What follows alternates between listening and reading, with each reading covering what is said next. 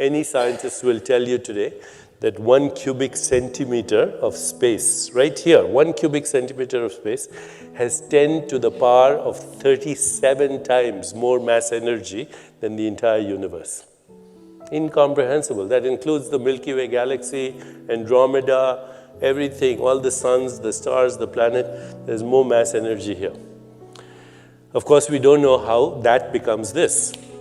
At least science doesn't know. Vedantists have a great idea about that, but science has yet not figured out how the micro or quantum world becomes the macro or classical physical world. They don't know. Pretty good, close to it, but not there. You know, if you've kept up with the literature, unified field and quantum gravity, so on, we don't know.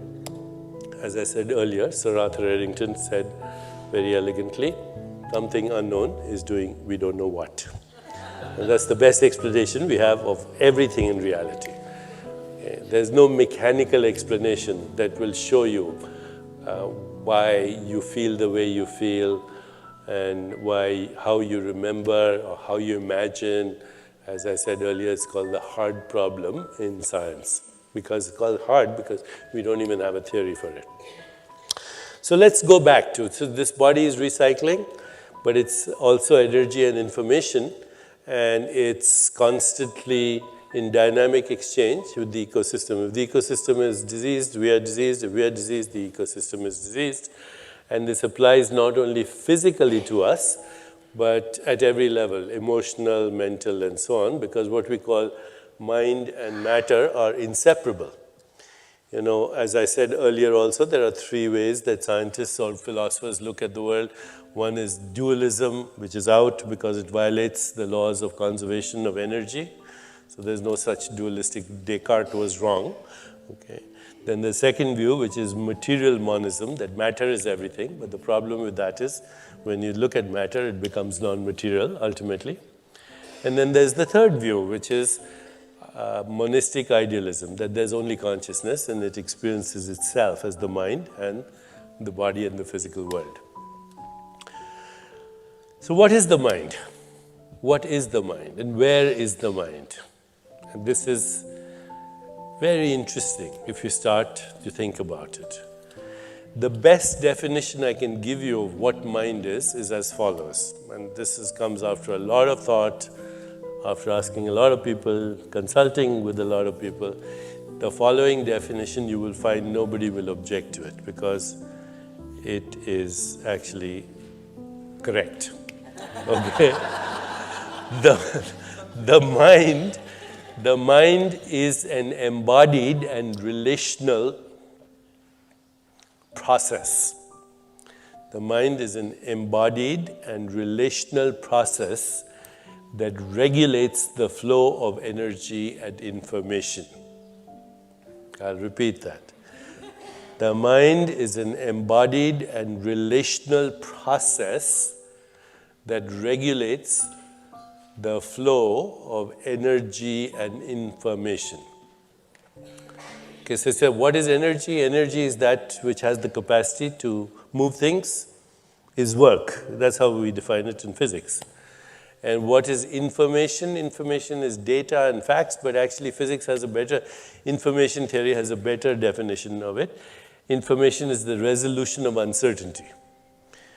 Okay, so when the quantum field, which is uncertain, becomes factual, that's what we call information.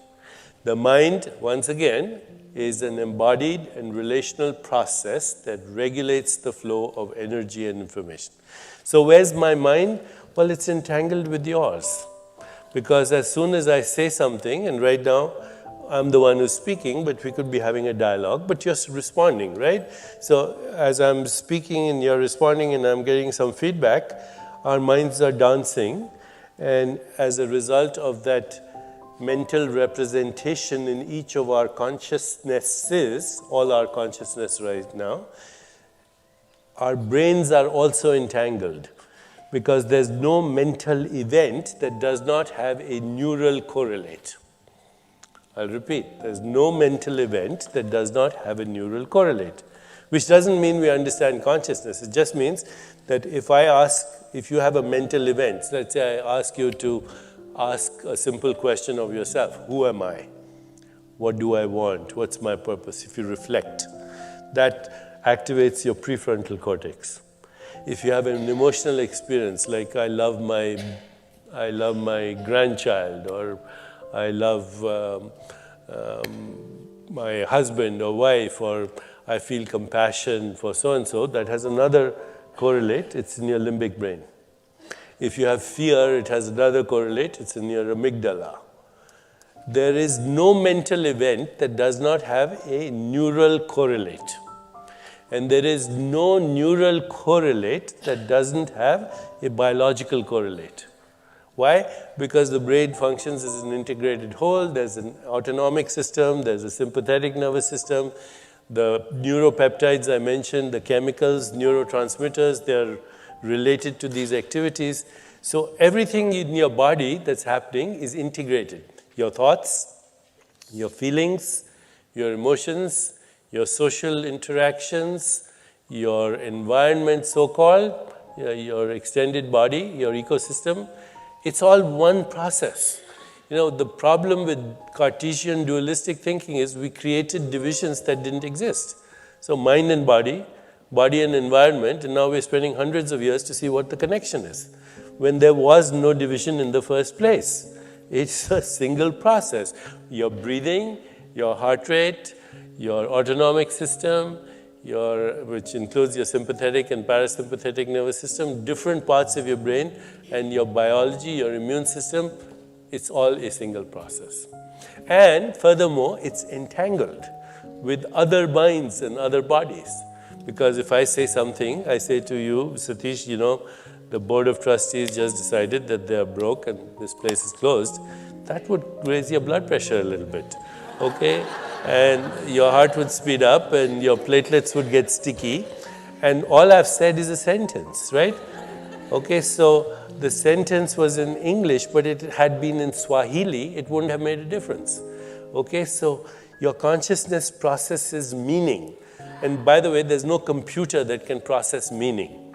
Okay, that's the whole reason why the brain is not the source of your consciousness. No physical system can either process meaning or imagine or remember or be inspired or have all the things that make us human or biological organisms. So it's a single process and it's entangled. Entangled means that my thoughts and my feelings and my emotions influence yours. And that we can see what the mechanism is, by the way. It's a neural mechanism. It's called limbic resonance. So I influence, my mind is right now being monitored by, regulated by, and regulating by your mind. It's inseparable. It's totally entangled. There is no such thing as a separate mind.